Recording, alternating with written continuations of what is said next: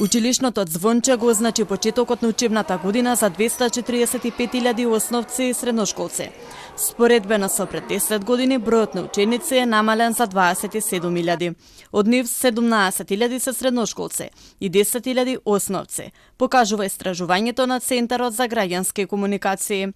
Бројот на средношколци е намален насекаде, освен во неколку мали општини.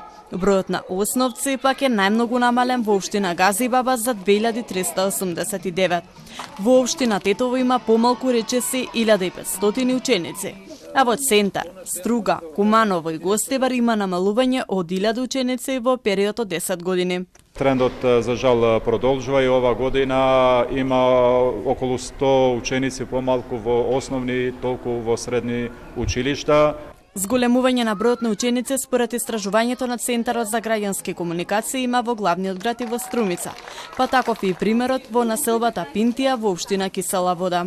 Во нашето училиште имаме зголемување на бројот на правачиња, односно овде во подачното училиште во Пинтија имаме две паралелки, а минатата година имавме една паралелка правачиња. Министерката Јаневска најавува реорганизирање на училиштата според бројот на ученици.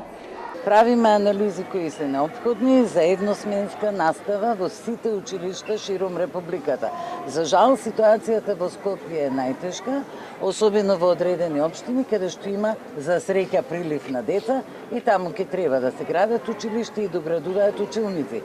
Оваа година нема да има пролетен распуст и наставата ќе заврши на 10 јуни, а едносменска настава се воведува во 140 училишта.